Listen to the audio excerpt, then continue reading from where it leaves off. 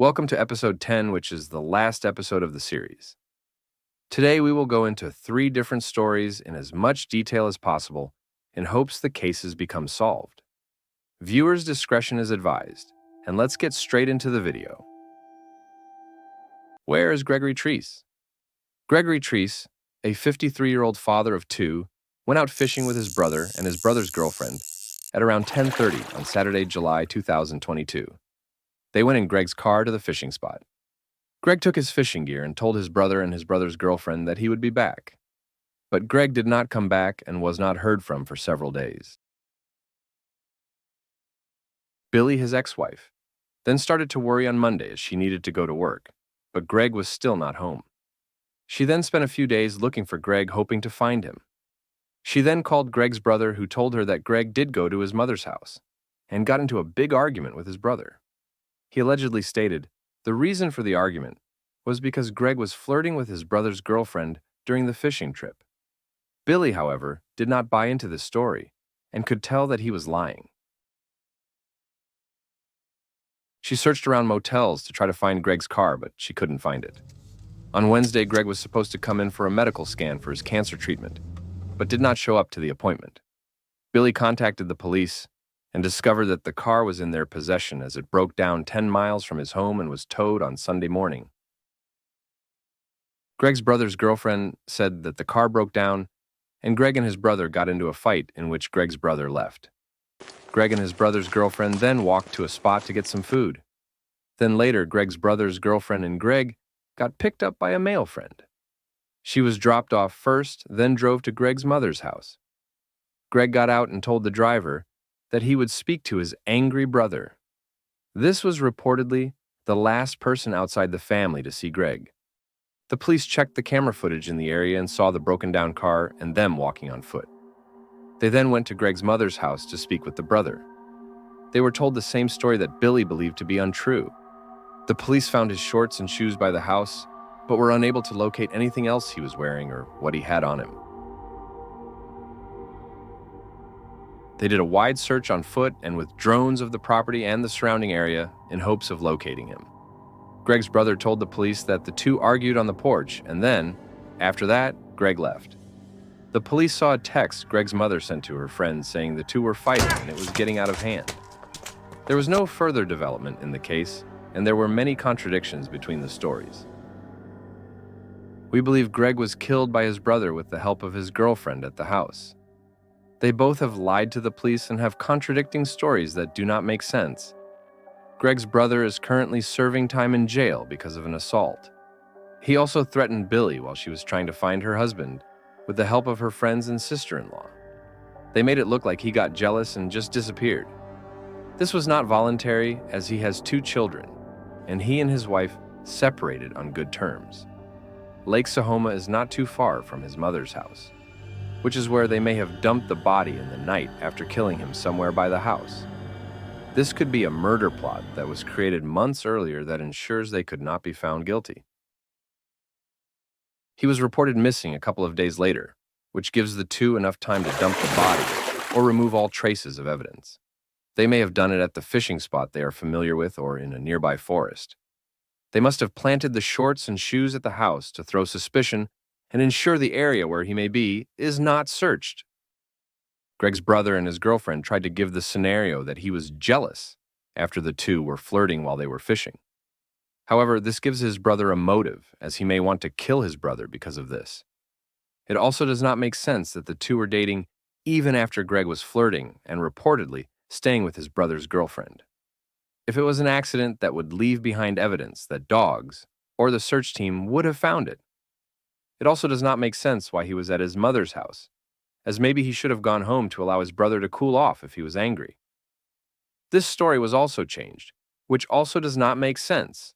So clearly lies are being told, as there is more than one narrative.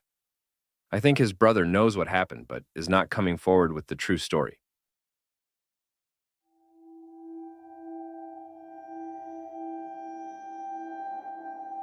Charles Robert Steele was a 43-year-old man who went missing, then was found dead a year later.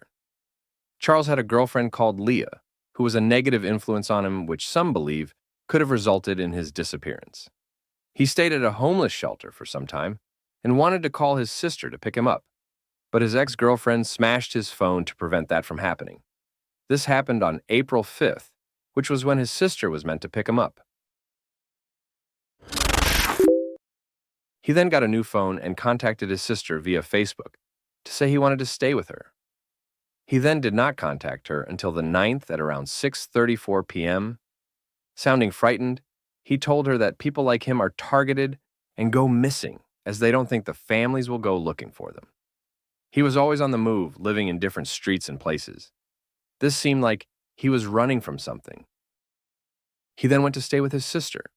He told her he had a housing voucher and wanted to go ahead with it and get his place.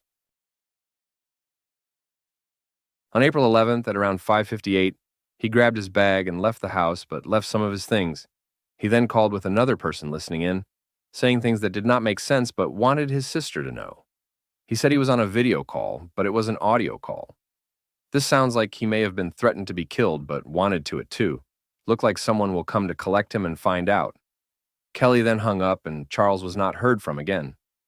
Kelly then reported him missing to the police. 911, what's your emergency?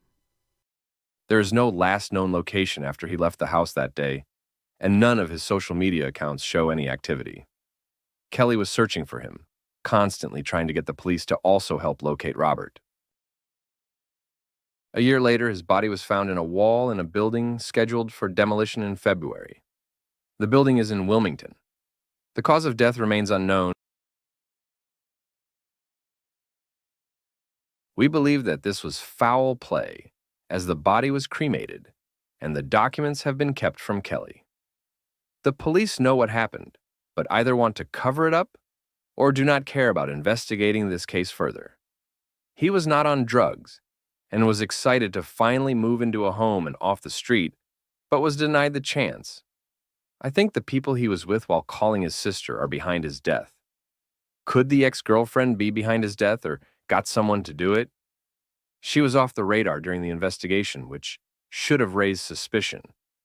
She may have some mental issues and did not want him to leave, so she may have found him while he was walking and killed him.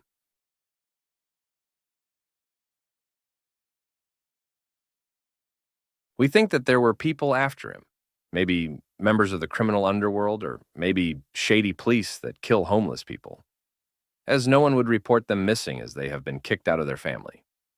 They did not put much effort into finding him or investigating his death any further. I think the police know exactly what happened, but are keeping it under lock and key. I think he was killed shortly after leaving, maybe taken in a van or someone where there would be no witnesses. His body was then dumped at the site for demolition in hopes that it would be covered after the building was demolished.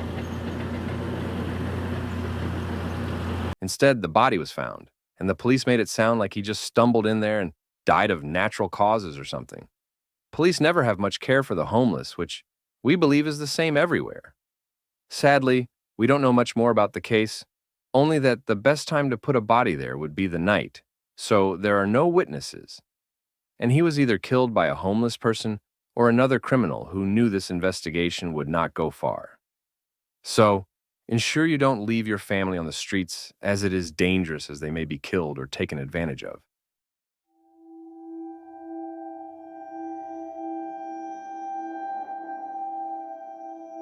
The mysterious disappearance of James Valdez.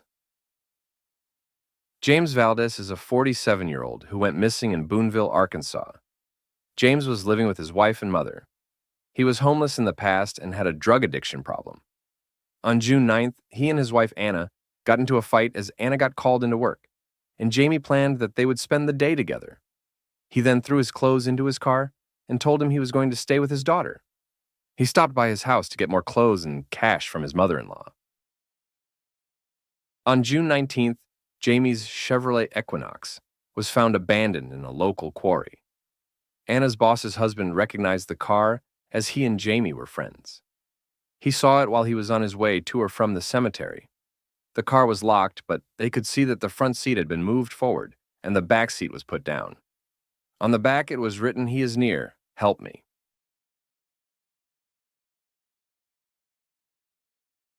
On the 20th, Anna filed a missing persons case to the local police department. The police then went to the car, which was still there, but the writing on it had come off.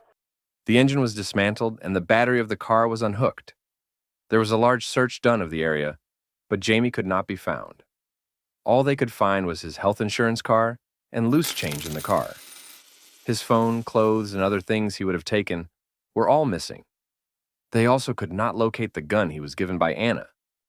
The Wi-Fi was activated by his phone several miles away from the car. This area was also searched, but nothing was found. 4 individuals told the police they saw Jamie parked there 2 days before it was found. They also said they were the ones who wrote the message on the back. Another was told that kids wrote the message on the car. He was not found after a long search carried out of the area and the water. The message was written by a group of 20-year-olds who did not know he was missing. If there was no foul play, then the only explanation would be a voluntary disappearance. But he was on medication and would need more, so the local pharmacy would know something.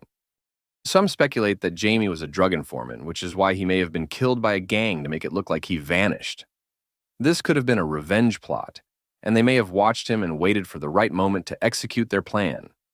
Some believe his brother or brother-in-law has a criminal history which includes kidnapping, and maybe behind what happened as the two allegedly had a disagreement where they were both angry. There is a repair shop 3 minutes from where the car was found, which could be where the car parts were sold. We believe he got his stuff and stopped by Anna's workplace, then drove to the quarry where he slept in the car till he was taken during the night and killed. He was not killed in the car, as that would be tough to clean, so he may have been taken somewhere, either making him drive or taking him somewhere nearby. His body may have been dumped in a river that runs through the area into a lake.